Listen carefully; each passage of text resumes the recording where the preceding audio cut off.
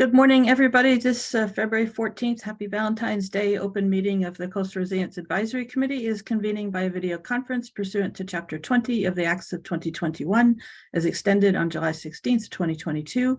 This meeting is being recorded and all attendees are participating remotely via Zoom as posted on the town's website, identifying how the public may join. And excuse me. Anything you broadcast may be captured by the recording. Please silence all phones and devices. Members of the public wishing to participate in the meeting must use their full name for Zoom access. If full names are not used, people will not be allowed to participate in the discussion. If the town reserves, the town reserves the right to remove any member of the public from the meeting who doesn't use a full name or who acts inappropriately. Ensuring public access does not ensure public participation unless such participation is required by law. This meeting will feature public comment. For items with public comment, after members have spoken, the chair will forward public comment to those members of the public that have joined the meeting via Zoom. Members of the public who wish to speak must state their names and be acknowledged by and speak through the chair. If you're not able to participate in the remote meeting, you may also submit comments to the Coastal Resilience Coordinator, Leah Hill, to be read into the meeting record. Her email is lhill@nantucket-ma.gov. And for the next few days, also to Vince Murphy, vmurphy@nantucket-ma.gov. He is still filling in for Leah while she is anticipating her official start date. I am Mary Longacre, Chair of the Coastal Resilience Advisory Committee. Permit me to confirm that all members and persons anticipated on agenda are present and can hear me. Members, when I call your name, please respond in the affirmative. Gary Beller. Here. Sarah Boyce. Here. Peter Brace. Here. Matt Fee. Here. Rachel Freeman. Here. Do we have Christy on? I don't see him yet. Okay. Joanna Roach. Here. Joe Topham. Here. And staff, when I call your name, please respond in the affirmative. Vince Murphy. Here. Leah Hill. Here. And anticipated speakers on the agenda, please respond in the affirmative. We have Will Kinsella from Acclimate.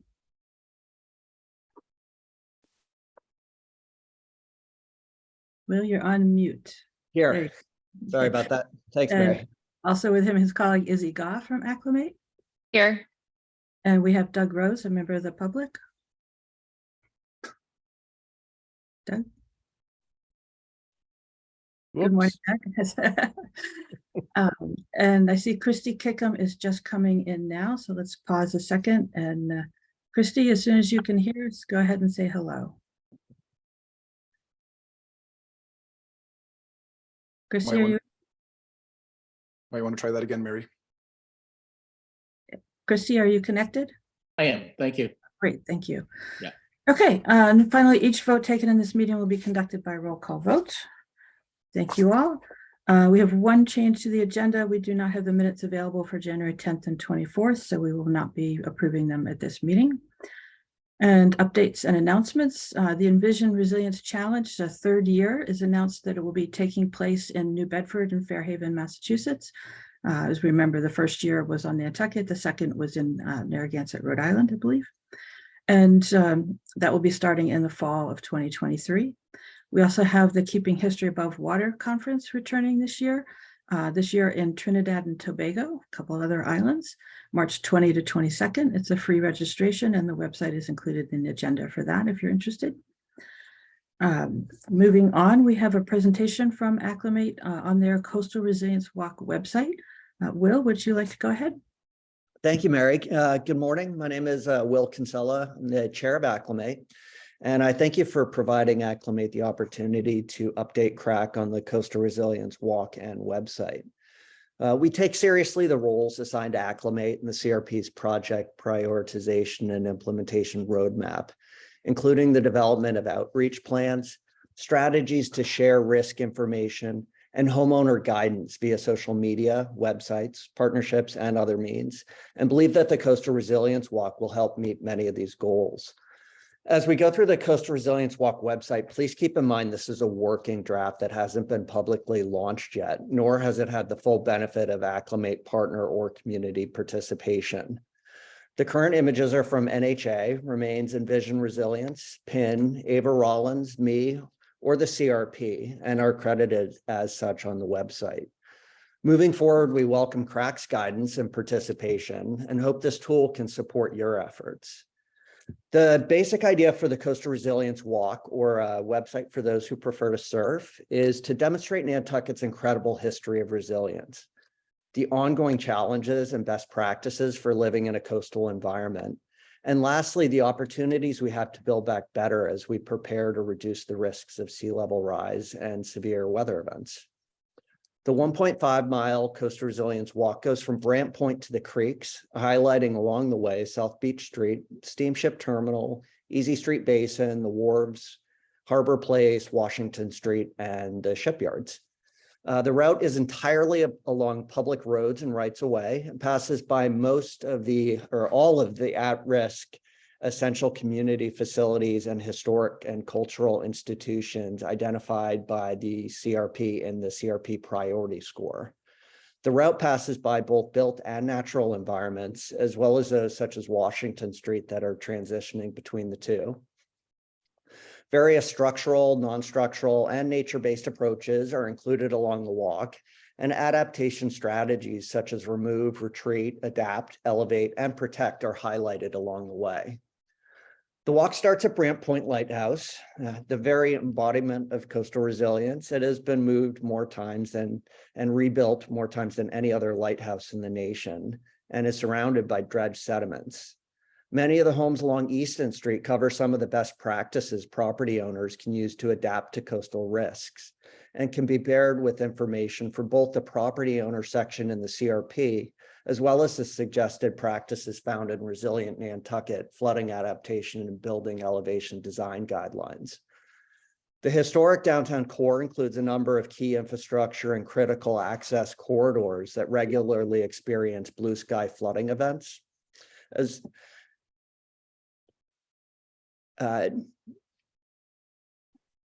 Excuse me,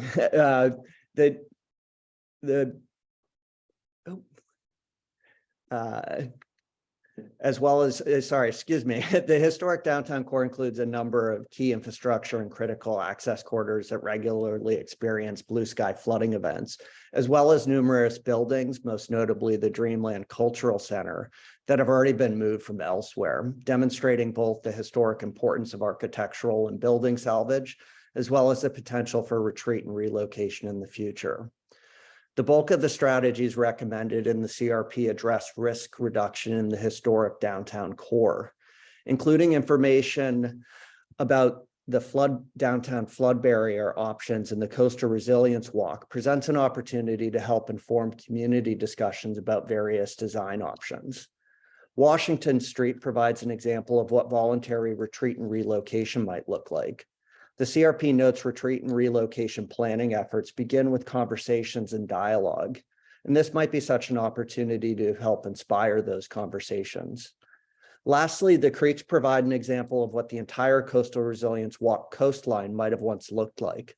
Information about how living shorelines provide wave attenuation and erosion mitigation can be shared here, and will hopefully inspire homeowners to include nature-based approaches to coastal hazard mitigation.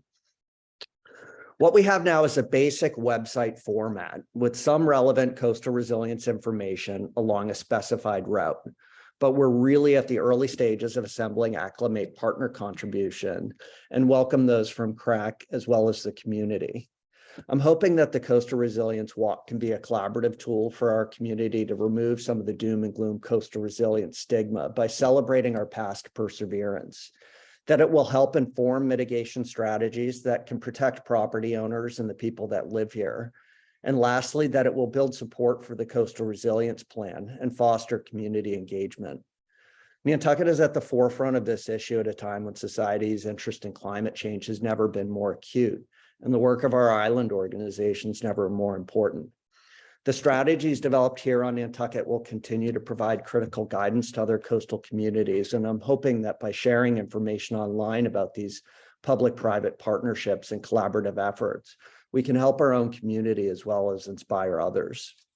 I'll hand things off to Acclimate's coordinator, Izzy Gaw, to share additional information about the walk's website structure and functions, her strategies to coordinate collaboration and inspire and facilitate partner participation, and ultimately potential opportunities to promote the Coastal Resilience Walk through various community outreach efforts.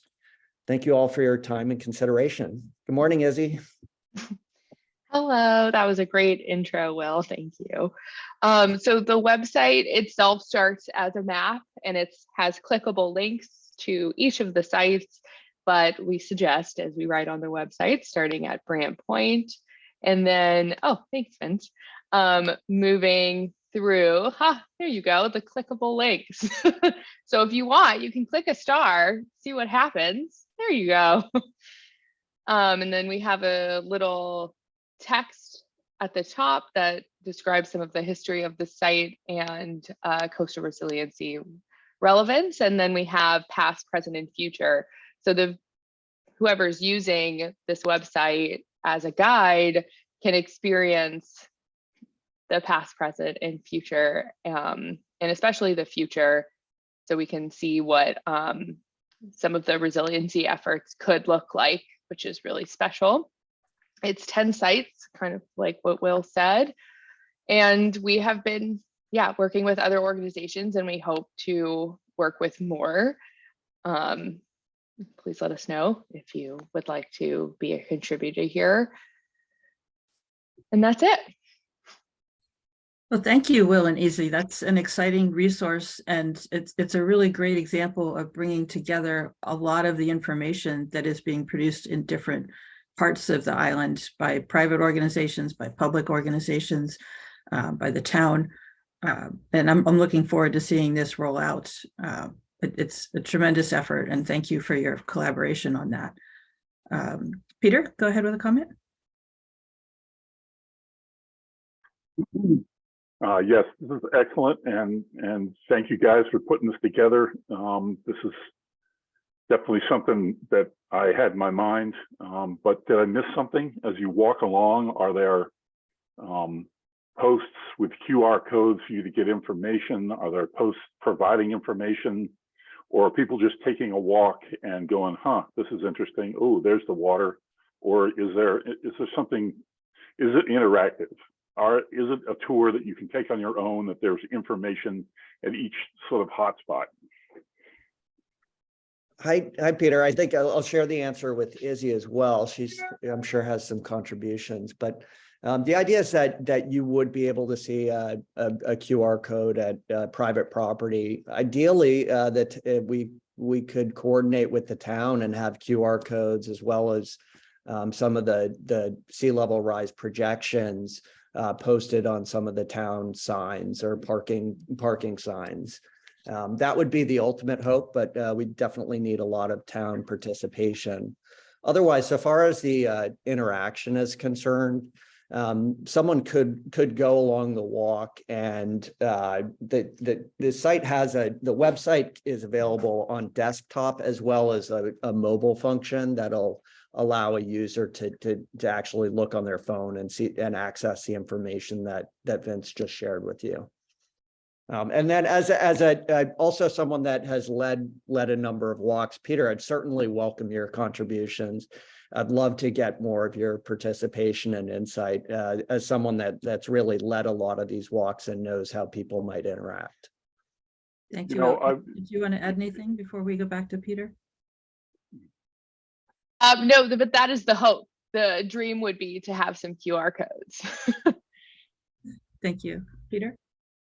Yeah, I would just say that depending on your staff, you might have at certain times of the day, and once a day, maybe, or once a week, a guided walk with you guys talking about it, or Vince or Leah or one of us, so that you can actually, once you get it down, it's easy. It's 1.5 miles. It's maybe going to take you an hour.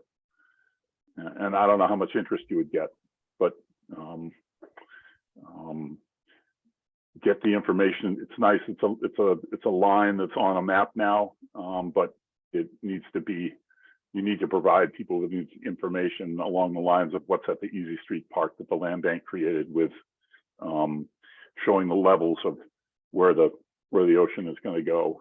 It's one of those public education tools that you've got that's been created by you guys. That's awesome, but now it has to become active like some museums you go to, if you have your phone and headphones or they hand you a unit, you get to a place and then you hear a voice come on and it starts talking and it's telling you what you're seeing. So I'm sure the technology is there and I'm sure it can be done cheaply. So anyway, that's it.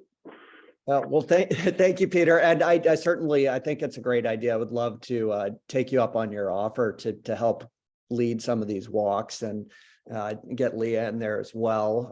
I don't see Jen on this call, but Sarah has led a number of coastal ecology classes in this area, and she could probably take a semester explaining some of these areas, maybe a little more than an hour and a half. So there's plenty of information. If anything, we have to boil it down so it's a little more accessible. Thank you, Will. Any other comments from committee members? Well, I encourage everybody to take a look at the site and send your suggestions to Will. Will, I think you have, well, actually, Vince, why don't you send out Will's email just to make sure that all committee members have that? Yes, I will, if Will is amenable to that and Sarah has her hand up. Yeah, Yeah, of course, Sarah. Will, please, I am the chair running the meeting. Oh, sorry. So, So please wait until I call on you. oh, Yeah, Sarah? Yeah, thanks. Sorry, because I'm taking notes. I missed the original opportunity. I just wanted to ask, because I'm taking the notes. I know that you were, you're presenting to the group, but okay. So I wanted to make sure it was okay to share in the notes, but I just see that you put it in the chat. So never mind. I don't actually have a question anymore.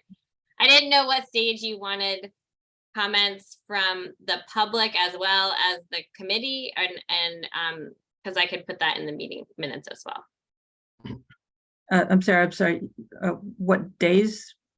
I'm not sure. No, just because I know that because the website isn't kind of complete and it's under development, and there was the interest in getting the committee's response. I didn't know if you were open to like general public response yet, or kind of just what I wanted to write in the minutes. So I just wanted a little clarification on that part. Okay, Will? Hi, thank you, Mary. Sarah, we're just starting to reach out to the Acclimate partners. CRAC is one of the partners, so we're certainly open to your participation, any sort of guidance or feedback that you have. Again, it's a draft website, so we're open to suggestions and really depend on the community for the website's development. Otherwise, I think once we get more of that participation, we'll open it up to the public, and there might even be opportunities for the public to comment, like something like a chat function where they can make comments about specific flooding events or retreat. The retreat conversation is really one that I think this website provides an opportunity to inspire. Thank you, Will. So it sounds like the chat is not an official communications tool, so we do not have the website address in the minutes, and it sounds like that would be your preference, so that it's not publicly available until you're ready. But with your permission, we'll send that website along with your email address, and if you prefer, Isa's email address, to the members of the committee so that they can review and send comments to you. Is that satisfactory? Yes, if you could include both Izzy and myself, that would be great. Right. Okay. Gary, you had a comment? Yes, I just was curious. Does your organization have standing to appear before regulatory bodies so that, one of the things that has concerned me for a while is that as I watched these developments continue to take place in Brant Point and Washington Street, stuff like that. The question I always raise is someone going to appear there to speak on behalf of the importance of these coastal resiliency issues, and whether it's any of the regulatory agencies, the planning board or zoning or whoever it might be, is your organization in a position to actually appear and make some comments about whether the plans that people are advocating for are in keeping with what you believe would be the best practices for the future or protection for those areas? Will? Thank you, Mary. So the Acclimate is a collaborative made up of just shy of 20 organizations. So any one of our partner organizations could certainly address any of the coastal resilience concerns. We are not the 501c4, so we're not a nonprofit that is engaged in any sort of public lobbying activity. So I'm not sure about the regulatory permissions of any sort of organization, but as a collaborative, we do try to speak on behalf of our partners, as well as provide the opportunity for any individual partner organization to take a leadership role and advocate for specific action. Great, thank you, Will.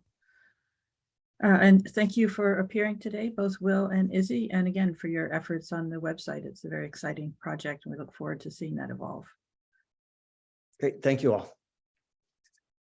All right, our next item on our agenda is response to public comments submitted via email from Doug Rose. That email was included in the packet. I just want to note that the original email was received, I think it's after 8 p.m. on a Friday night. And so effectively on Monday morning by the town staff, and that was the day before our January 21st meeting. So this is our first opportunity today to review and discuss the information that Doug provided. Going through the email, it seemed that Doug had two specific questions.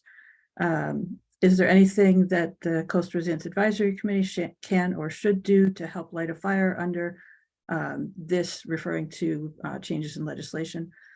With our state reps, Sear and/or Fernandez. And the second question, what can the average Nantucket taxpayer do to help?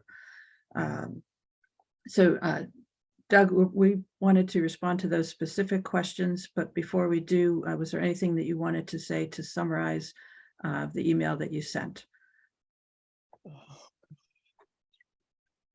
Go ahead and unmute yourself. Yeah, sorry, I was a little slow there. Hope you can hear me. Thank you. Doug Rose, just independent, non-voting taxpayer. Thanks for taking a look at my notes. And I just really appreciate the opportunity to have the ability to contribute my own thinking to the work you guys are doing. It's great work.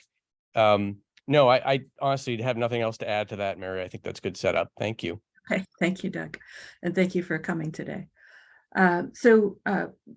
One thing that has been on our minds, Vince and I have been working on identifying people in the state government who would be appropriate for us to talk to, asking questions about, what may be in the pipeline for state agencies to change rules that would affect coastal resilience measures.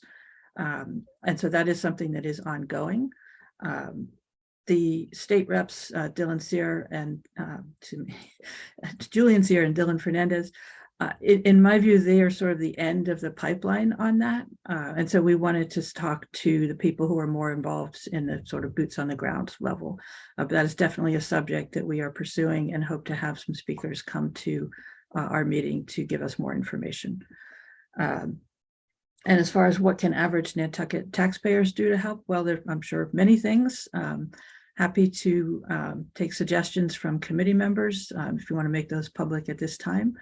But of course, writing letters to town agencies, to state agencies, to federal agencies, to institutions that have coastal resilience challenges.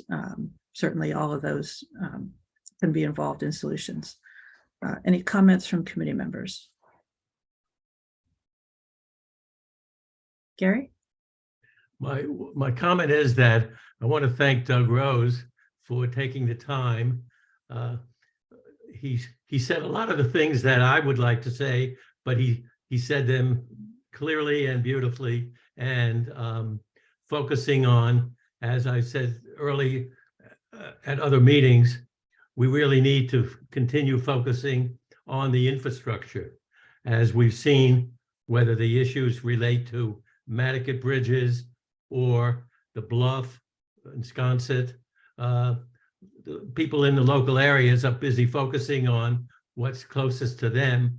And I'm glad Doug's comments keep reminding us that we must worry about the infrastructure.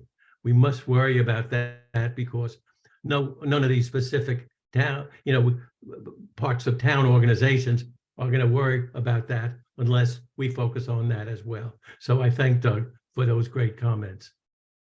Thank you, Gary. Sarah? Yeah, thank you. Doug, this is just something I was thinking about because I do think, Representative Sierra and Fernandez, have, especially Dylan has come to Nantucket regularly, to hear from constituents. And so I think keeping up to date on what their priorities are. But I will say also, as a non-voting taxpayer, that potentially letters to the select board as well as to town manager Libby Gibson might be helpful in relaying what your priorities are, whether it's you individually or you as a homeowner group or whatever other groups you're a part of on the island. I think I'm speaking solely for myself, but realizing that the town in their strategic priorities wasn't prioritizing coastal resiliency because they had sort of, and once again, this is my opinion, had decided that because the Coastal Resiliency Advisory Committee was working on this, that they didn't have to prioritize it. That was concerning to me. And so I think hearing from not just us, because we're the Coastal Resiliency Committee, and of course we're going to advocate for it, but from homeowners like yourself, I think that's another avenue to, to kind of pursue it locally as well. Thank you, Sarah. Other comments from committee members? And again, thank you, Doug, for sending your thoughts and for being here today. We appreciate it. Matt has a comment. Yeah, I have probably have a couple. I've spoken to Dylan and Julian about various issues. They understand. And I agree with you, Mary, that they're sort of at the end of the pipeline, but they understand and are dealing with some of the state law issues in other towns as well. And and it's sort of cross purposes to what we really kind of need to do. Or, so I think but that is something that's going to evolve. It's not going to happen immediately. It's going to take time to change some of these things. So that we maybe can abandon a road and not be held responsible, to build a super highway or super bridge for people. I mean, those are the kind of hard decisions that we'll be faced with as a town. I think I appreciate the work that Doug Rose has done. Some of it is very, I like when he makes it clear and, sort of does it graphically. Some of it is it's taken from various documents, but some of it is sort of wishful thinking that we'll be able to move Baxter Road. That one chart had us moving Baxter Road in a short period of time. That is not going to happen. There'll be takings, there'll be land court. There's all sorts of stuff that's going to have to happen, even if it had to be done, even if if it was removed tomorrow and had to be done, it's still going to take us a while. It doesn't move quickly. And so those realistic numbers have to be figured out. And that was something we've asked for at the select board level. I think I look at it, it isn't enough to just, sort of send letters to Libby and select board, et cetera. CRAC is the entity that is responsible to keep the pressure on. Individuals should be keeping the pressure on CRAC. We're going to advise, but that is our role. I think the select board, et cetera, there's so many other things, quote unquote, emergencies every day that it's just incredible. And so, I don't think that when we passed over the, and didn't add every single of the 40 items to our strategic plan, didn't mean that we weren't important. I think it was more a vote of confidence that this board is actually doing its job and tracking these things and is going to bird dog them to make sure they're done.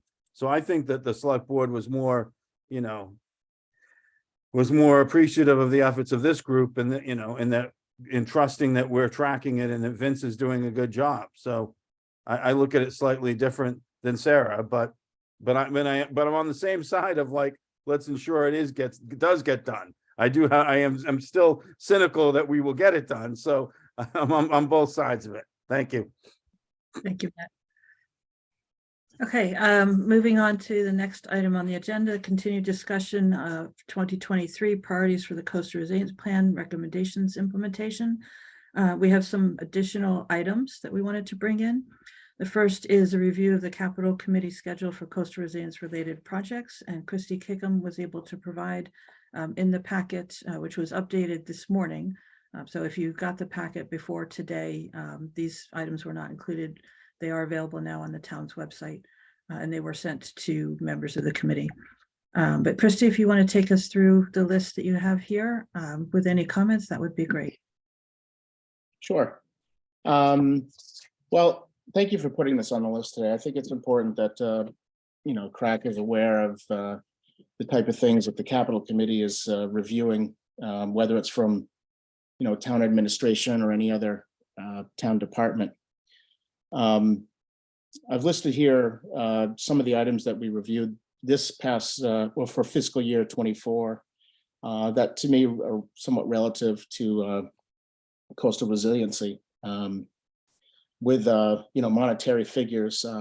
For those of you that don't know, Capital Committee reviews departmental requests, usually over 50,000 and up. So a lot of the big ticket items we usually review. Obviously, the big one, the first one there, which is coastal resiliency funding. The good thing is, this through town administration, this was over the last few years requested funding for 500,000. But Capital Committee had seen the importance of this and did raise those funds to 1 million for funding. And I did misspeak. The actual funding going forward is at 500,000 per year. And that's for the next 10 years. So I just wanted to clarify that.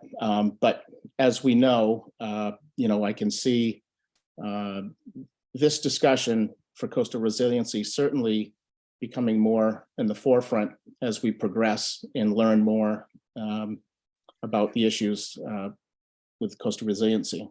And then obviously some of the other items on there, which are ones that we have discussed in committee, Millie's Bridge. There are some harbor implementation plans. I put the Mycomet Pond dredging on there, being, related to the coast there and fairly in proximity close. The dredging, we did discuss island-wide underground wiring, but for our sake, that was only for the historic district. So I just put it in there because I know we did discuss that at one point.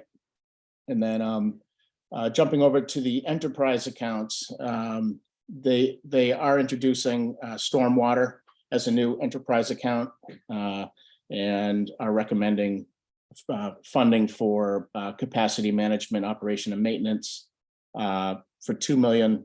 And that will obviously somehow apply to how water is managed around the island and eventually, with our coast. So I hope some of these are clear. If you have any questions, happy to, try to answer them.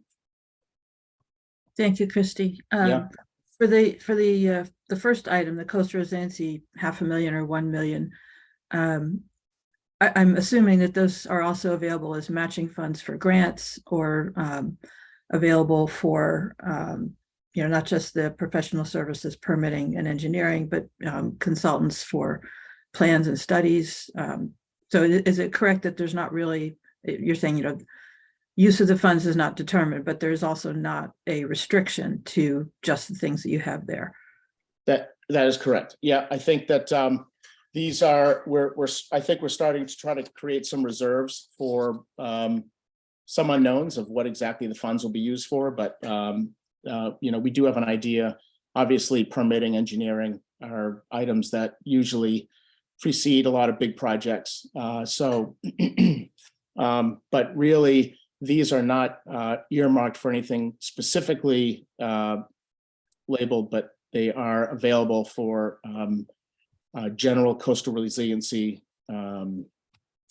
approach. approach. So Great, thank you, Christy. And then Yeah. Vince, do you want to add anything about the allocation that's in the current year's budget? And then Rachel will go to you after Vince. Sure. Beg your pardon, everyone. I'm still a little hoarse. So there was $500,000 came from the same fund last year. That was matched with another $500,000, as far as I remember, from town administration to make 1 million for the current financial year for FY23. That is money that is also the exact same as this. It's within town administration, and any department can try and use that funding for any project. Natural Resources Department has tried to find ways to use a substantial chunk of it for a lot of projects, and we're working our way through the process of getting most of this allocated for FY23 and utilized to the best ability. Thank you, Vince. Rachel? Yeah. Hi, thank you, Mary. I just wanted to ask a question of Christy. So how did you populate this list? And I guess my question is specific to the Maya Comet dredging project, because I am not sure that I would consider that a coastal resiliency project. And I feel like it's really important to know how much money we're actually allocating to coastal resiliency. And I think that it's, allocating $4 million to the Maya Comet pond dredging, which doesn't have to do with coastal resiliency, doesn't actually, it actually concerns me on this list. And then I guess my other thought, which is more of a thought for everyone, is I was recently involved in a discussion about underground wiring and burying wires. And there's a movement in a neighborhood in Mattakit for neighbors to commit funds independently and have the wires buried in their neighborhood. I thought that was interesting. And I was impressed that they were moving forward with it on their own, and was wondering if you thought there would be an appetite for other areas in the island to do that. That's a little off topic, but my main question was regarding the Maya Comet pond dredging. Thank you.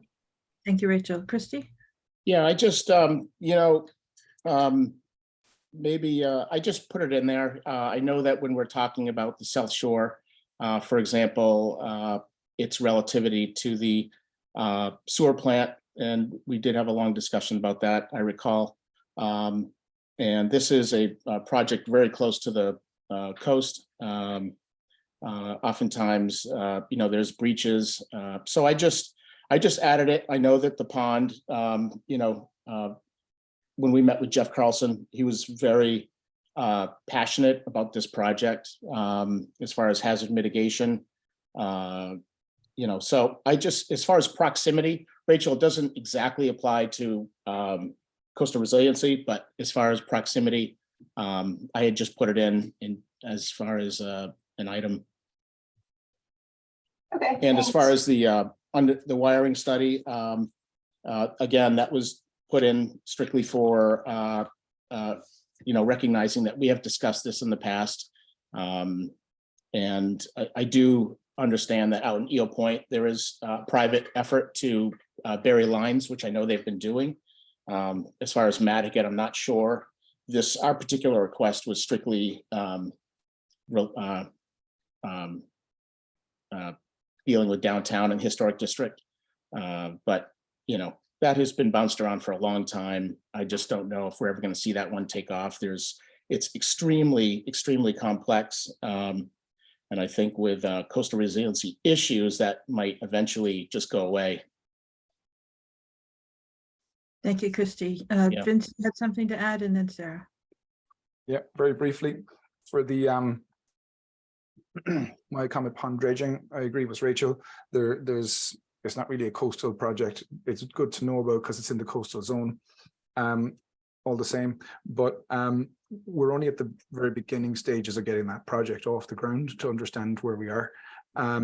But it's something that's not been in any way decided yet. But if there's clean sand that might come from this project, we don't know what the quality will be. And one of the reasons for the project is to assist with cleaning water quality in Maya Comet Pond. But if this sand is of usable quality, or if we can get it to usable quality by letting it sit for a length of time, It might be a resource that may end up being used in the coastal zone, but there is no promises at this stage because we're so early in that process and understanding where it's going. Thank you, Vince. Sarah? Yeah, thank you, Mary. I just had a question about the feasibility study for burying the power lines. I just noticed, I didn't realize when I went through it before that the Capcom didn't recommend that. And so I was curious. Excuse me, Sarah, I'm sorry, Vince, or somebody is showing their email. We need to take that down. Thank you. Yeah, so I was just curious about why the Capcom didn't want to move forward with it and recommend it. Just curious about some of that discussion that was had, since we have sort of discussed it as in certain areas that might make sense. Yeah, Sarah. I think that there's a lot of questions between, say, National Grid and the town that are not able to be sorted out. There's a lot of with private land ownership and eminent domain. I think there's the complexity of this project is extremely it's been batted around for years. I mean, I can recall looking at this maybe 10, 15 years ago, and we're still talking about it. I think it's something the town would like to do visibly, but we really got to determine if it's the right thing to do. If we're going to be dealing with it sounds great, lines are underground, don't have to look at them. But then there is the issue of, a little bit, it's harder to service, with water table rising, that maybe that's going to be an issue for underground infrastructure. So I will say this probably got a medium to low priority from the town administration. So as a, significant item, I think we just sort of turned it around and, asked town administration to maybe refine it, give us something that is a little more clear on what the scope is. So that's kind of where we're at with that. Great, thank you, Christy. Yeah. Other comments on this report before we move on to the next item? Joanna? Hi, Christy. I just Joanna. have a quick question. In terms of the $1 million for the next 10 years, is that going to be revisited every year, like that amount? Because I feel like as we're closing in on 2030 and as we have a more clear understanding of what may need to be addressed more imminently, that number will likely need to increase. Yes. So clearly the capital committee, I think, understands this and has requested an increase of funds for that. And I don't see the 500,000 that's earmarked for every year for the next 10 years being that number. So that's not set in stone. I think it's a placeholder. And I think with the help of CRAC, there will be should be a lot more emphasis on coastal resiliency. And as I mentioned, I think exponentially the issues will come to the front. And I think we will see a lot of need to increase that funding significantly, because even those early steps of implementation are not cheap. So for the town to manage this issue, that there will be considerations for increased funding. Mm-hmm. I think of it as a placeholder, I would say, more than anything. But I think each year as we get closer, say to 2030, those funds will be continually reviewed, for to be more accurate. Christy, has there been discussion at the Capcom with regard to like long-term financing or, debt exclusion, or like real conversations about how to finance some of this work? Because we're not talking about a small amount of money. Yeah. I know. There has not, to be honest. I think this is the first year that we're kind of exposed to it. During our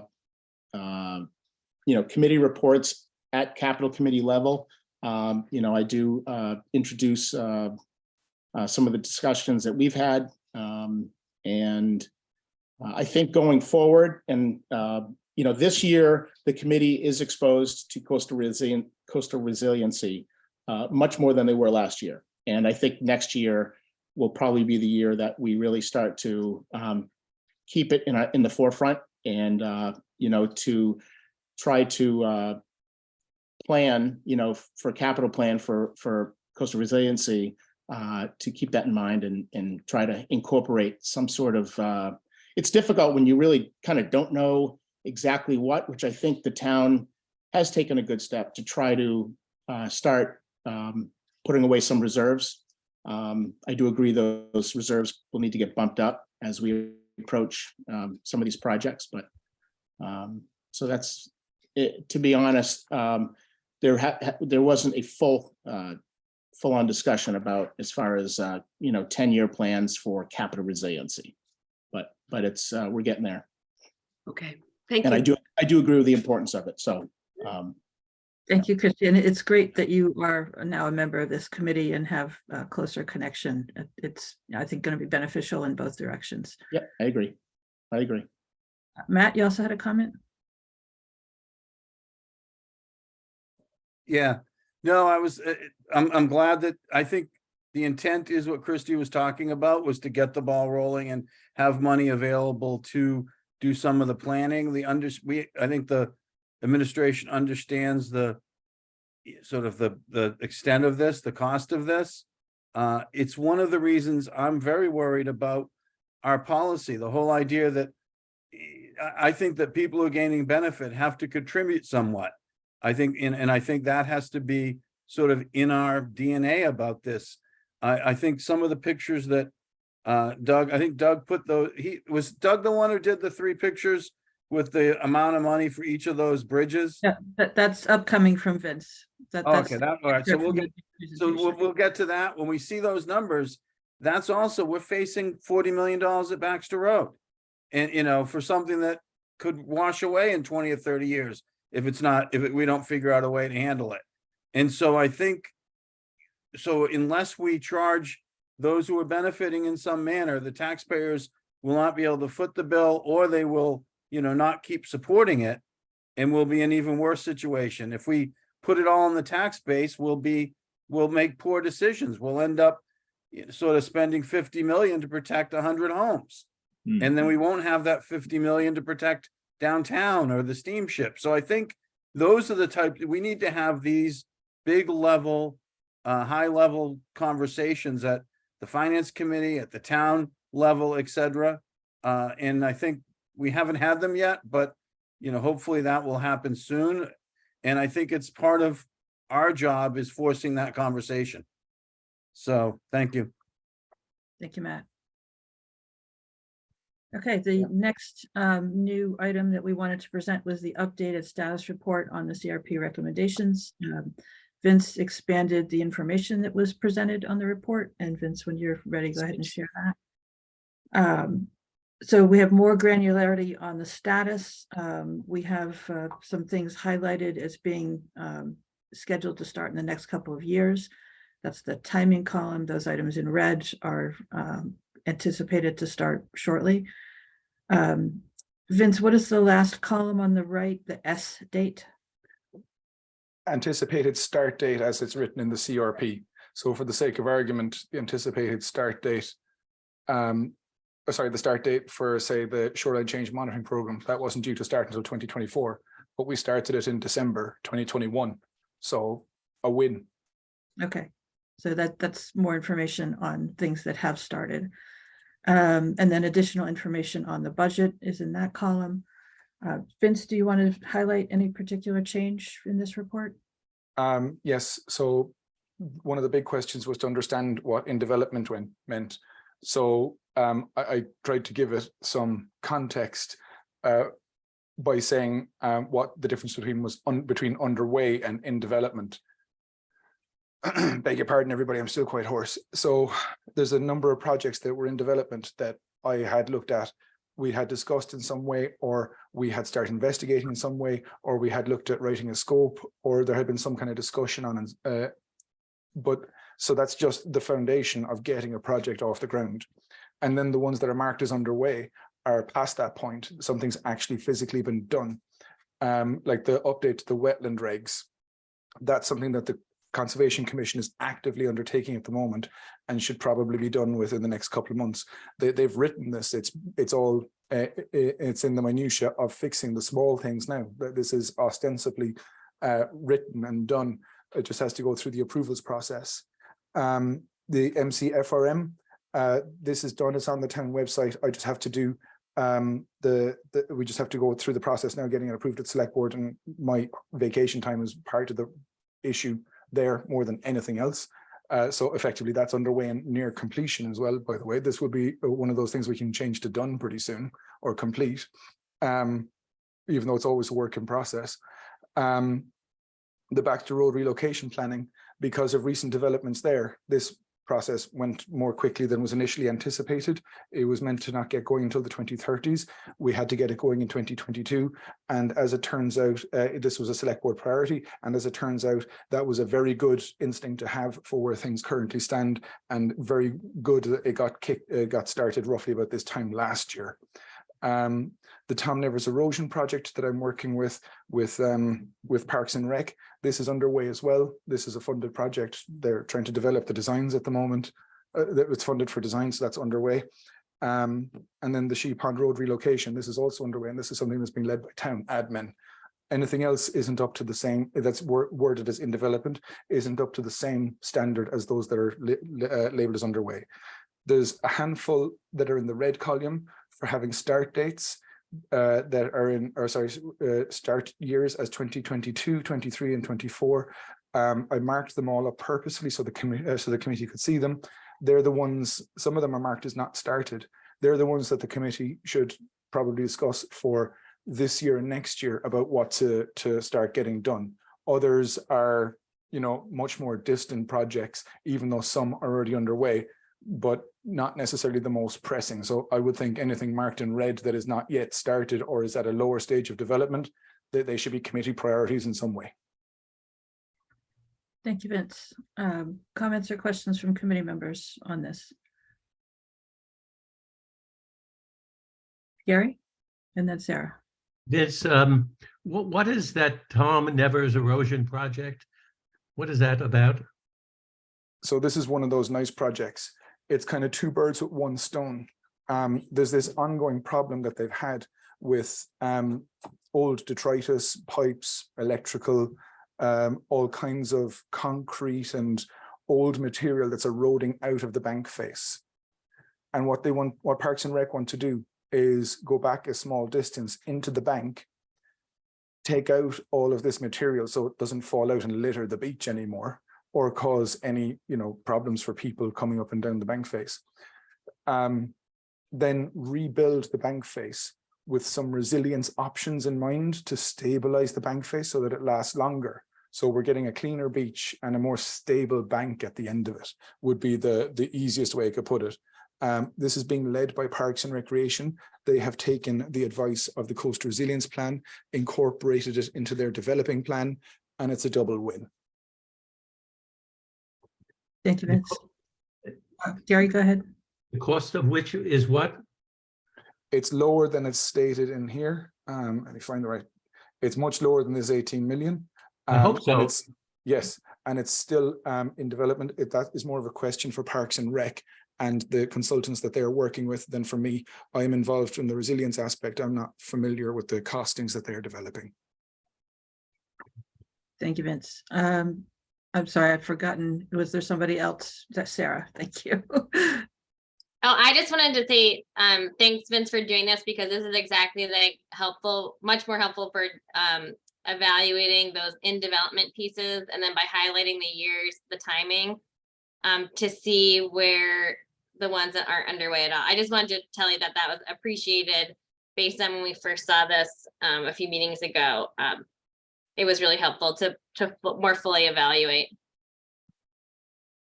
Thank you, Sarah. Other comments or questions from committee members on this? Okay, we'll go ahead then to the excerpt from the Duke presentation on roadway project costings. This was something that Vince had developed and he showed to me, and I was like, oh, wait, we need to bring that to CRAC because that's another perspective on how to prioritize different projects. So Vince, if you want to go ahead with that presentation. Thank you, Mary. This day last week, last Wednesday, I beg your pardon. Last Wednesday, I presented to Duke University. It was a project that was about 10 months in the making and required very little of my time for a huge payoff. I got to present to a great class. It's kind of following something similar to a WPI format where I might get a lot of good quality feedback on the CRP that might be usable. I haven't put much time into it, mostly reviewed some of their documents. And then the biggest thing I did was make a presentation for them. It was about 70 slides, most of which I had from previous presentations. But there was one of the questions in the development of it. They wanted to understand if there were any bridge costings issues. This is one of the questions I was asked by a professor. And I said, I don't know, went off, looked at the CRP, looked at all the bridges that were mentioned in it for works. And I looked at here at Madikit, and one of the things that they wanted to understand was the costings. And when I was chatting to the professor, Dan Vermeer, he said, well, the sticker shock on this is huge. So I added nice big sticker shock values into the presentation for the students. And when I did that, I realized the question he had been bringing me to, which was useful for us in developing this. So at First and Second Bridge on the Madikit Road, right at the head of Long Pond and right by Madikit Ditch, the idea is to replace both of those culverts with bridge systems that are higher to, I think it's 7.2 feet above NAVD 88, which gets us out of the 2070 flood zone under the high scenarios. But 40 million is a bit of a high costing, and that's fine. Then I looked at Folgers Marsh right at this NCF property where the town road goes through, that's 21 million, and then by Sacajah Pond, which is 45 million. And I was looking at a map of the island and trying to understand the populations that these areas serve.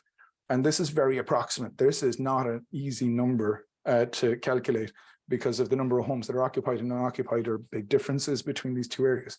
But beyond Second Bridge and the area that's served down here in Madikit by this sole access road is roughly approximately about 500 homes, open to being corrected entirely on this number, but it's approximately around there.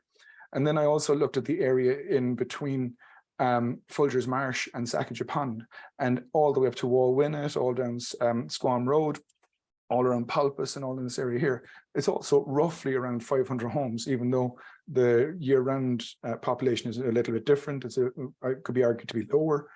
But when I was trying to understand it, these two bridges and these two systems effectively have a lot of similarities in terms of population served, because you need to put them in there anyway, because there's people there in the summers, no matter what. But 40 million to make sure we can access Madikit into the future. And then I was trying to say, is it actually 21 million or is it actually 66 million to access this area? Well, if we fix just at Folgers Marsh, given the fact that there's about a 3-ish mile difference between Folgers Marsh and Sacajah Pond, this could provide access for all of these people out to come out Folgers Marsh as usual.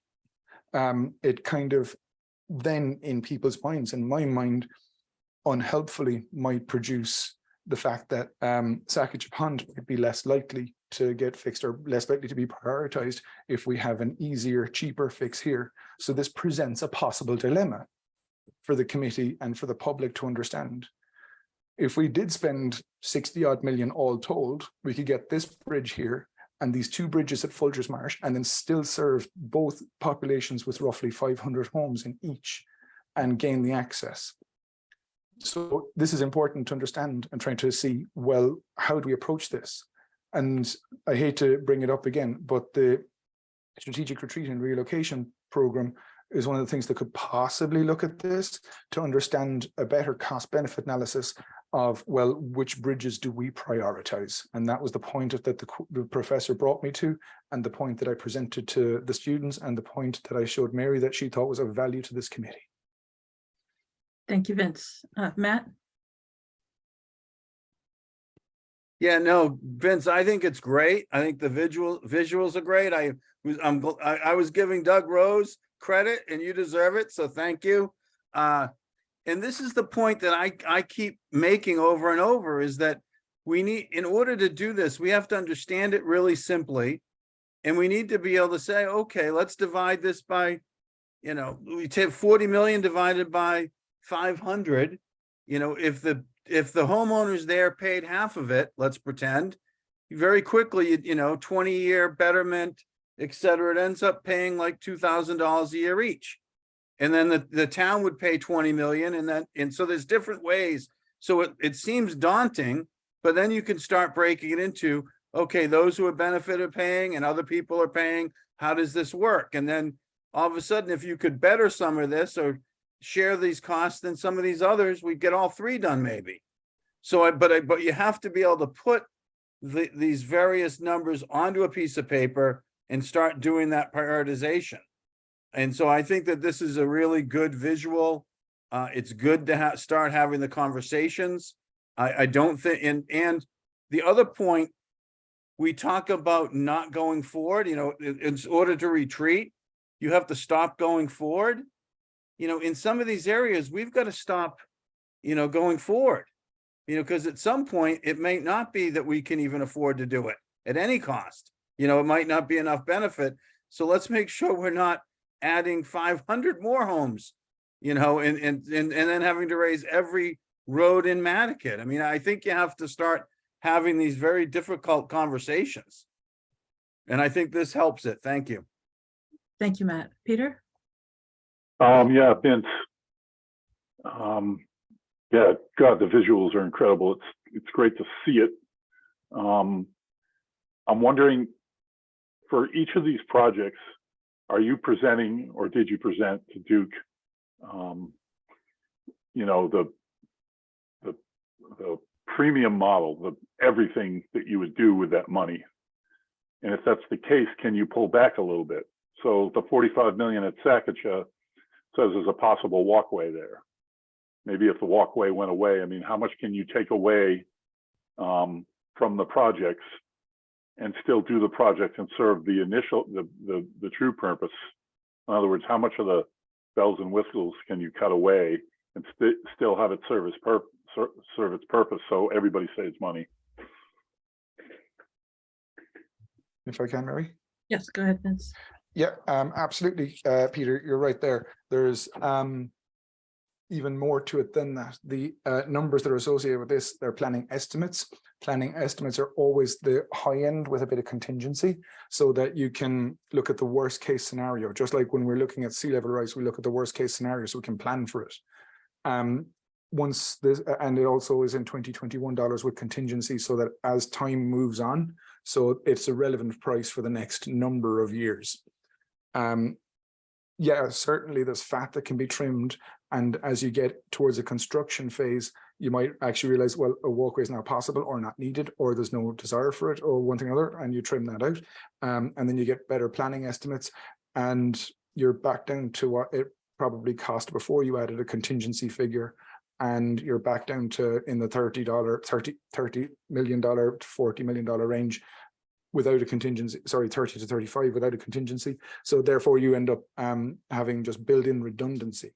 This is another good resilience tool to plan adequately to make sure that the figures we present are valid for longer. Thank you, Vince. Matt? Yeah, I would caution us about trying to, whittle it away down too much, because for a couple of reasons. Like I look at the sort of the town docks, and we spent the same amount of money 2 or 3 times in a decade. And finally I said, well, geez, why don't we, what would we have to do to not have to do it like this? And the designer said, oh, well, if we did this, this break over here and et cetera, but that's going to make the project more expensive. I go, yeah, but won't it stop us from having to do this again in 3 years? And they go, oh yeah, definitely. So you have to think about, I think we have to make sure that we're not just worried. Government is famous for like, oh, let's do it cheaper. And then they find out that you do it 3 times cheaper. Well, you could have done it, 1 times for, a little bit more. The other key on this, I think, when we do these types of bridges, they need to be able to be added on and raised. So if we have to spend a little more money so that they, another section, the road can get lifted and another section could be put on, a little higher, then that's great. We have to be sort of thinking of it, more than just we're building this bridge for 30 years and then we've got to build a brand new one.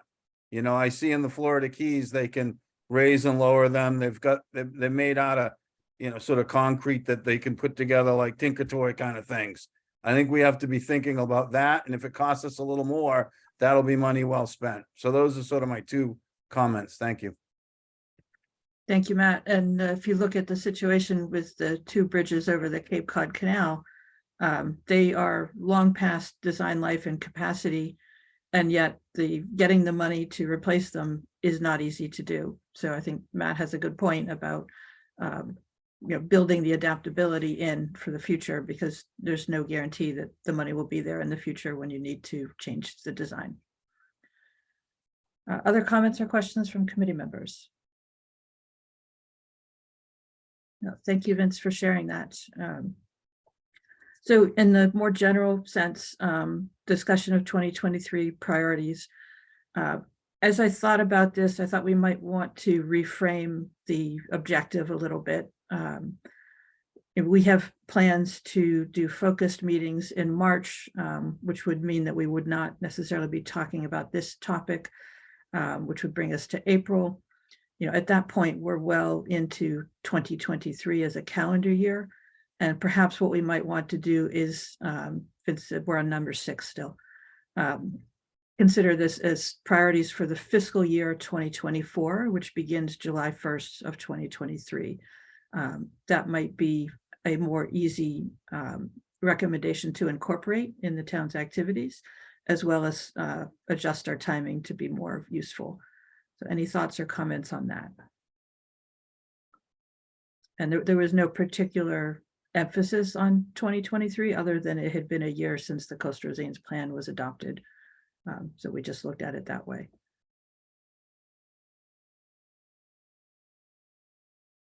So are people comfortable with being flexible about the when of the priorities so that we can continue the discussion? I'm seeing some nods. So all right, we'll just make that assumption. Any further comments or questions about prioritization of the recommendations of the Coastal Resilience Plan? This is Matt again. I'm sorry to keep talking, but I'm not sure it's prioritization of the, well, I guess it is. I think that we need to start having the discussions, and I don't know if it's later in the meeting, of sort of zoning and, and when do we address that? How do we, put a work group with the planning department to address that? Because it's something that's going to take a little time and we can't kick it down the road. I was reading TDRs and how they're using transfer development rights for some of the rivers and places like that. It's a great way, to do it at no cost to the government. You're letting the market help you make the right decisions. So I think that there's a lot of things that are possibilities, but not if we, rezone everything, upzone everything where the TDRs would go to before we even do it. And so I think there's things like that we want to be getting onto the docket sooner rather than later. I think we've got to grapple with some of these tougher issues.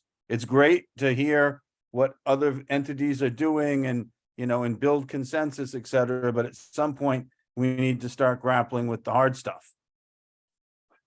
Thank you, Matt. And point taken, that conversation is in development to come to the Coastal Resilience Advisory Committee. All right, if there are no other comments, again, this discussion will continue.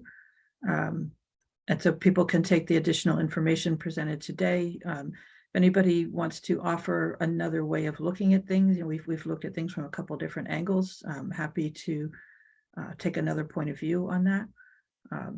So any suggestions for how to continue the discussion are welcome. You can go ahead and send those to Vince and to me. All right, next item on the agenda, continued discussion and planning for the focus meetings in March on the Sconset Bluff resilience options. So when I reviewed the recording of our last meeting, we agreed that we wanted to have focused discussions, but what we wanted to focus on was not quite as clear. So I want to make sure that as we plan these meetings, we are delivering on what we want to accomplish. I appreciate everybody committing to the extra time that this will take. So I have, listed 3 potential topics for focused meetings. Are these the topics that we as a committee want to use that time for? And if not, are there other topics that you want to focus on? Rachel?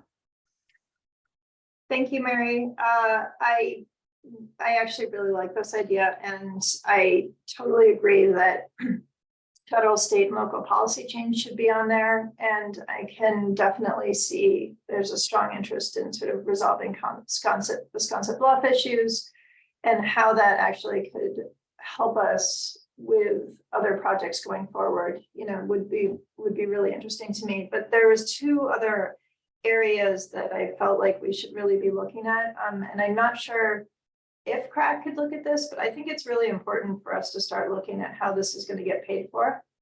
And I think CRAC could do a pretty good analysis at funding and funding opportunities, and really tearing apart all the different possibilities for these projects. And then the other thing was that I noticed in my notes, I had down neighborhood facilitation. And I would think that maybe we want to combine neighborhood facilitation with town policies, like the policies that Matt was talking about that we potentially might lose in Sconset Bluff, where the town is implementing policies that neighbors, if it benefits you, you have to pay for it. If it doesn't benefit you or doesn't benefit your neighbor, you can't do it. All those things that Matt was discussing at the last meeting. So those were 2 things, the neighborhood facilitation aspect and the funding that I felt like could be added. Thank you. Thank you, Rachel. Joanna? I agree with Rachel. I think that one of the steps should be financial analysis. And then I also think that we should add communication and outreach. Can you be more specific? So, Education, public education. do you mean that as a general topic, or do you mean that's for a specific subject? I mean, I think that,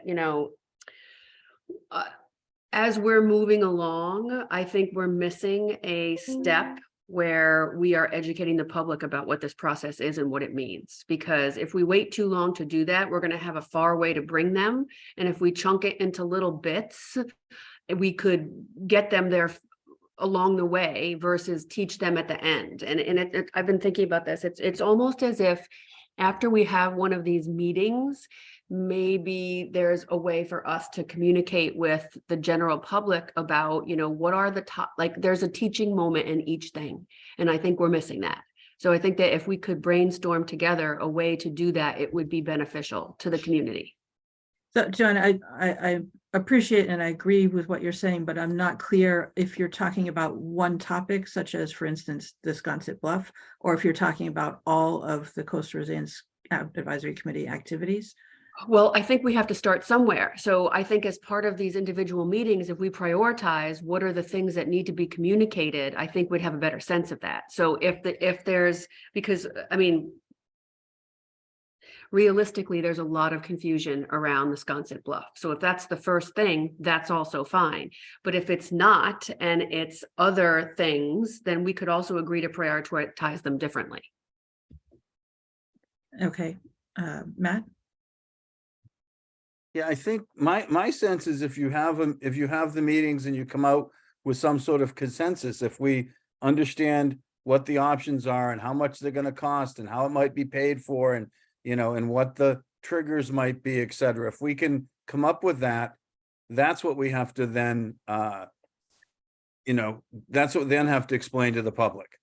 But I think the first step really one of the first steps is sort of having the discussions to get to that point. Yes. And I think that's so, and including the public and including, knowledgeable people to get there, for sure.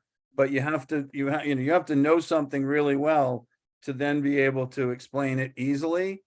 And I think one of the things is we're not going to know, we're going to have to look at these sort of like the Coastal Resiliency did with adaptation pathways. We're going to do this until we can't, and then it's going to move to this. And, and here are the things that we'd like to see involved. And, those are that's, I think, what needs to happen, and that's what we were trying to do recently. And, and to your point, Joanna, maybe we weren't explaining, we're so busy, we probably didn't explain the importance of some of these things. And we, the select board and the staff probably just assumed that, the Concom and the public would understand, and so maybe, that's sort of, so you're sort of convincing me of what we maybe didn't do well leading up to this and to change this a little bit. Thank you. Thank you, Matt. Peter, did you have a comment before we go to Gary? Peter, you're on mute. There you go. Yeah, I guess I agree with Matt, and I agree with Joanna. In another capacity, I'm a member of the Nantucket Coastal Conservancy, and during the permitting process of the original geotubes, I wrote an awful lot of summaries to tell people what was going on. Of course, that was only posted on our Facebook page and then shared all over the place, so you never know who was reading it. But I did get the sense that not everybody really cared about what was going on there if it didn't affect them. So I just think we kind of owe it to the public to keep them abreast of what's going on, and also to let them know that now that the geotubes seem to be out of play in terms of being an extension, and we're now focusing on moving the road. As a committee, it's important that we let people know that we also focus on the rest of the island as well. I don't know. So I think outreach and communication is huge. We may develop that message as we go, but we should start now and tell people what's up. So. Thank you, Peter. Gary. Thanks, Mary. With respect to the Sconset Bluff resilience options issue here, I look at it very much the way I think Doug Rose indicated in one of his well-written pieces. What happens to the bluff and whether or not the tubes ought to be removed and how they should be removed, is one issue. The other issue is the relocation of Baxter Road.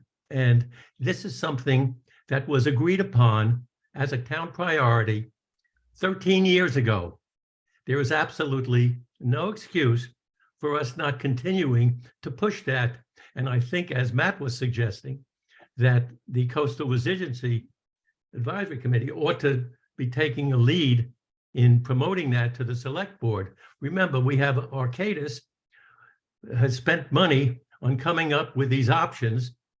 So let's not let those efforts of Arcadis go and, not used. I saw the hearing that occurred, I think it was at the select board, when Arcadis presented the 2 or 3 different routes of relocating Baxter Road. And of course, there was no agreement between the neighbors. Nevertheless, this is something that was planned and decided on by the town 13 years ago, at least. And I think the Coastal Resiliency Planning our committee really ought to continue to push the select board to say, okay, don't worry about the tubes. Let the Conservation Commission and SBPF, their group, figure out what's the best solution there. In the meantime, let's get the Baxter Road relocation done.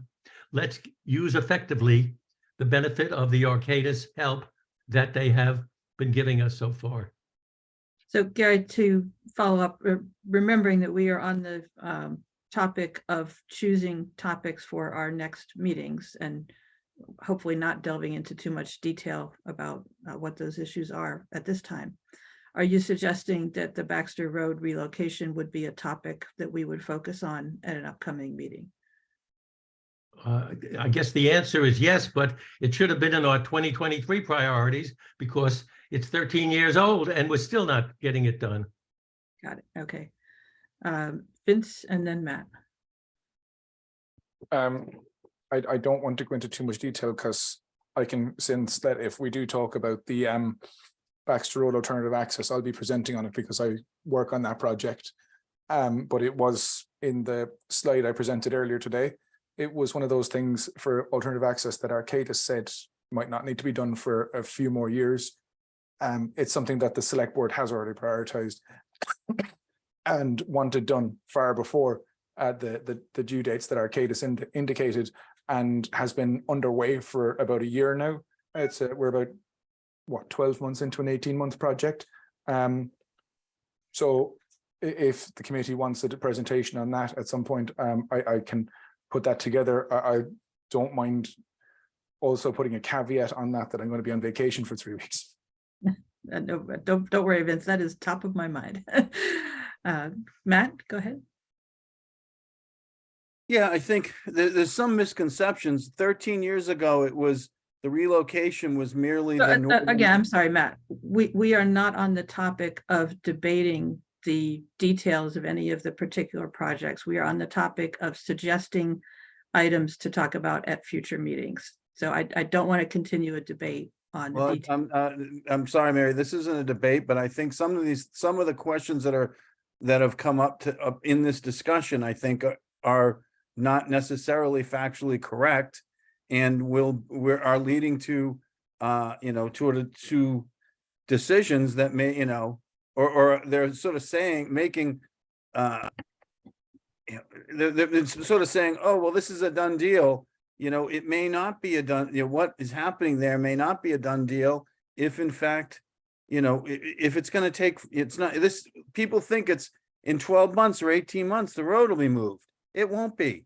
It's going to take a lot more time than that. So, So I think, Matt, what you're saying is you agree with Gary that the Baxter Road relocation could be an upcoming topic, but we have not advertised that as a discussion for this meeting, and that is off subject for this agenda item. Understood. And I get that, Mary, but I'm saying, let's have it as a topic, but let's put real facts to it, and not some of the, oh, this is a breeze, it'll be done in 18 months. And, it's all been agreed upon that we can, because some of it hasn't been, and it's still in, it's still in process. So I think that, I think we have to be careful about it. That's all. Thank you. Thank you, Matt. Joe? Thank you, Madam Chair. I agree with Matt 100%. I'd like to be on the topic and get to the facts. Thanks. Thank you, Joe. All right, other suggestions or comments on what we should spend time on those planned focused meetings? Okay, seeing none. So I mentioned, so we're skipping approval of the minutes. We will open up for public comment. If there are members of the public here today that want to offer a comment, please let us know.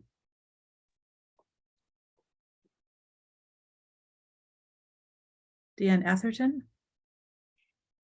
Thank you, Mary. I just have 3 quick comments. In regard to your last topic about your focused discussions, I think it would be really helpful for all of us to understand the legal requirements of betterments. So if who benefits and who pays, and when and how can betterments be levied? I think that's just a really important funding mechanism that has to do with the situation at Baxter Road and also island-wide. And we could probably use some legal advice on that. My 2 other comments had to do with, and I'm sorry this is sort of out of order, but this is the only time I can bring this up, is in regard to the update on the progress of the priorities from the Coastal Resilience Plan. I didn't know, way up there, one of the priorities is a managed retreat and relocation plan. And I believe that Vince said it's underway. I don't know what that is. So you can refer to the description in the Coastal Resilience Plan, Deanne, and then probably email Vince if you have further questions. Okay. And my other point, which I think I brought up before, one of the top priorities is an island-wide sediment transport study. And I don't believe that that is underway. I think there is a sediment transport request a proposal, and I know we'll have responses from that for sediment transport in the harbors. But for many of these discussions, having an island-wide sediment transport study is critical. Thank you, Deanne. The underway does not necessarily refer to, shovels or workers. It means that action has been taken to move the project forward. And so, Vince, I don't know if you want to comment at any time at this time on anything regarding that that has been mentioned previously. Very briefly, and we can discuss this more via email if you wish, Deanne. The retreat and relocation program is not underway. Sorry if I said it in a confusing way. It is something that I think that the committee should consider helping me push forward to get underway as soon as possible. It's one of those projects that I'm quite gung-ho to get on with because I can only see advantages in having it, but it is certainly not underway. And for the sediment transport study, you mentioned the words island-wide. It is a lovely aspirational goal to have an island-wide one. There is no way we could do an island-wide one in the way that you're describing, which is why we're doing it in sections, and that is has been worked on for the harbors. You're quite correct. So just a clarification, because Deanne's questions were on items that were on the agenda, we are doing a bit of a response here for that, as those items have been advertised as under discussion. RJ? Thank you, Chair Longacre. Can you hear me? Yes. So RJ Turcotte on behalf of the Nantucket Land Council, and I would just like to request that that letter regarding the sediment transport study and sediment budget be put on the next agenda. I know there have been a lot of things being discussed, but the Land Council still thinks it's important for the committee to discuss that. Thank you. Thank you, RJ. I will respond by email. Peter, we are doing public comment. Peter, do you want to hang on? Let me check. Are there other members of the public that want to offer a comment at this time?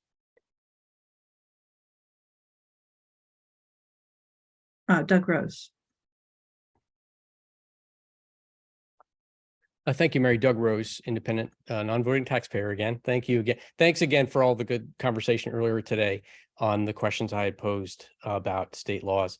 I had 2 points of applause and then just one maybe point of clarification. One was just to applaud Vince's work on the graphic showing the arteries. I agree with Matt.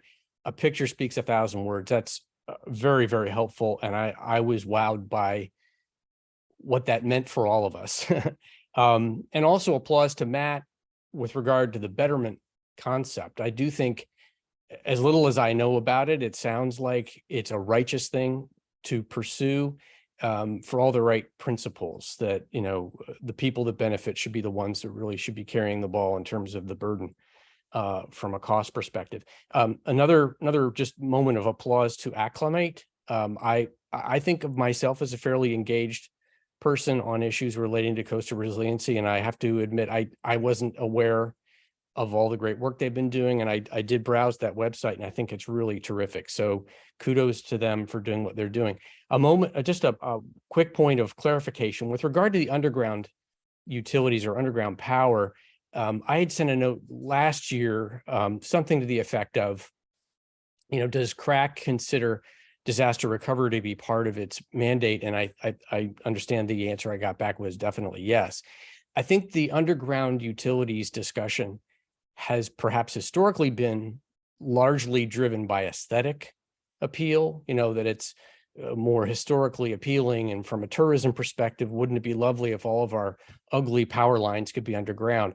I guess I would only suggest that CRAC has an additional voice to lend on that issue with regard to disaster recovery and resilience in that sense.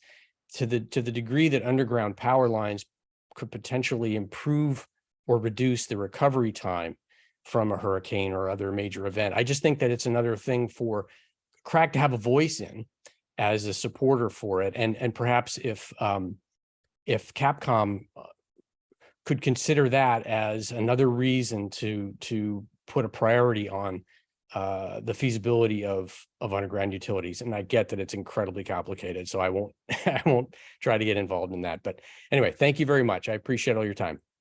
Thank you, Doug. Any further members of the public present that want to offer a public comment at this time? Go ahead and unmute yourself and let us know. All right, seeing none, we'll close the public comment. And Peter, you had a question?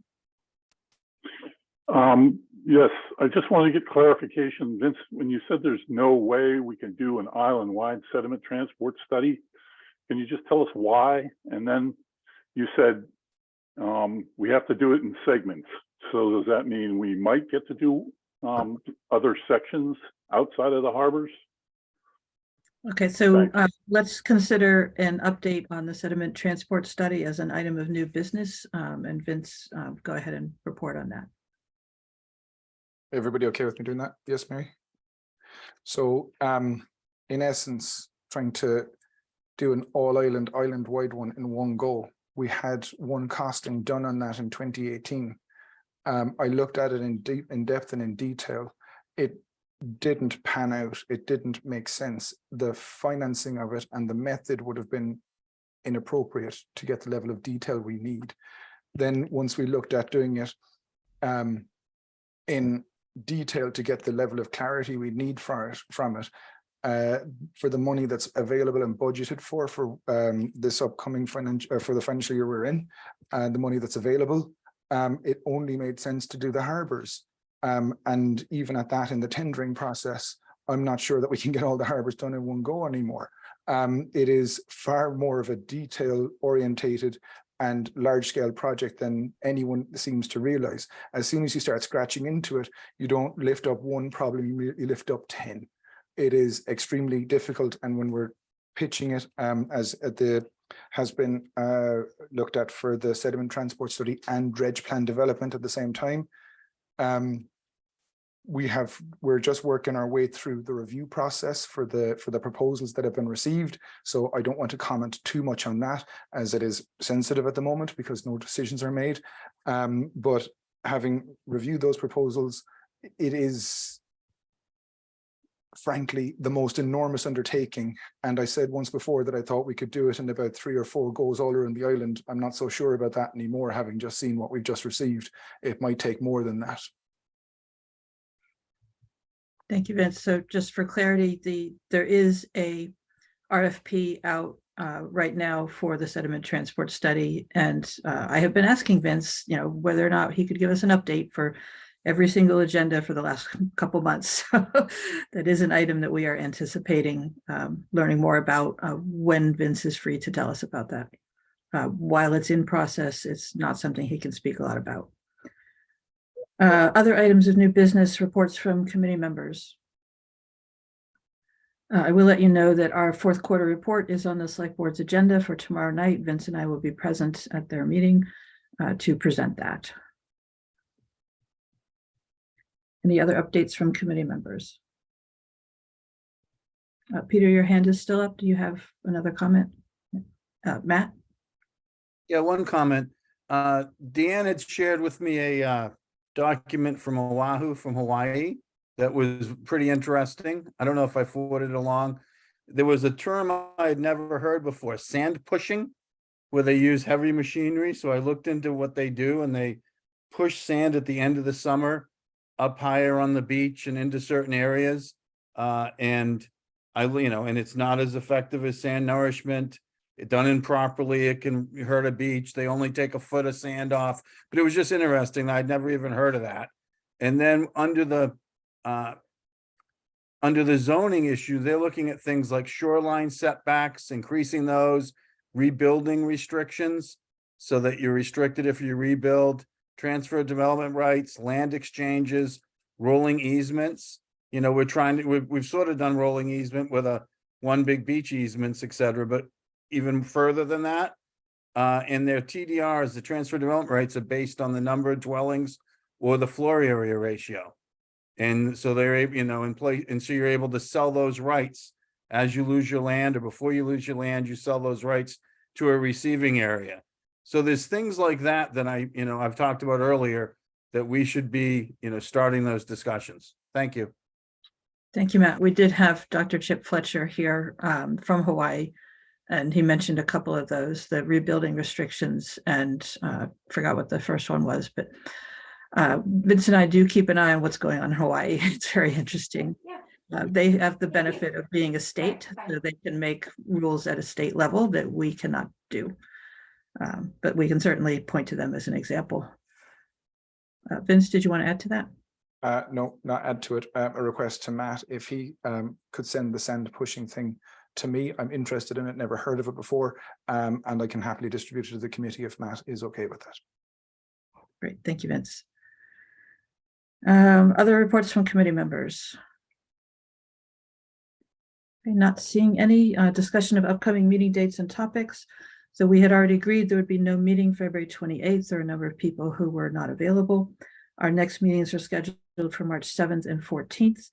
And we had talked about a March 21 meeting as well, but I do note that the Keeping History Above Water Conference will be happening on March 20 through 22.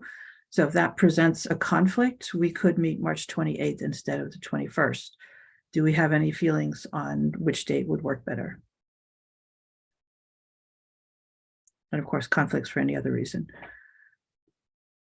Joanna? So for March, are we meeting all 4 Tuesdays? Is that what we decided? We decided to meet 3 times, the 7th, 14th, and 21st. And I'm wondering if we should meet 3 times, the 7th, 14th, and 28th. 14th and 28th would have been our regularly scheduled meeting dates.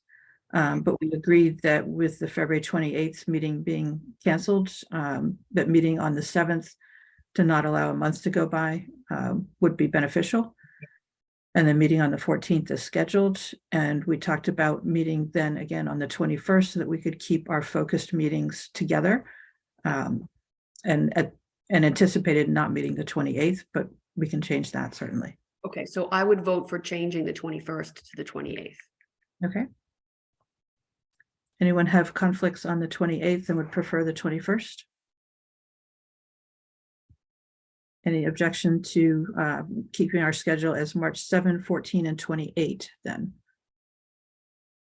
All right, seeing no worries, we will go ahead with the 7th, 14th, and 28th as our anticipated schedule. And a reminder, the 7th and 14th are intended to be focused meeting topics. The 28th would be the third one of those, which means that we will not be doing other items that are normally on the agenda. We will be meeting on those single topics only. We will not necessarily be meeting for the entire 2 hours, but if that we have that time available for that topic. And I will be attempting to prepare materials for that, and hope that people will give some deep thought to the things that we have discussed today as potential topics, the Sconset Beach, Bluff Toe, and Bluff Top protection, the Baxter Road relocation, the federal, state, and local policy change, funding methods, and then overall best next steps for the Sconset Bluff area. If I missed one, I will definitely be reviewing the recording to make sure that we have that available.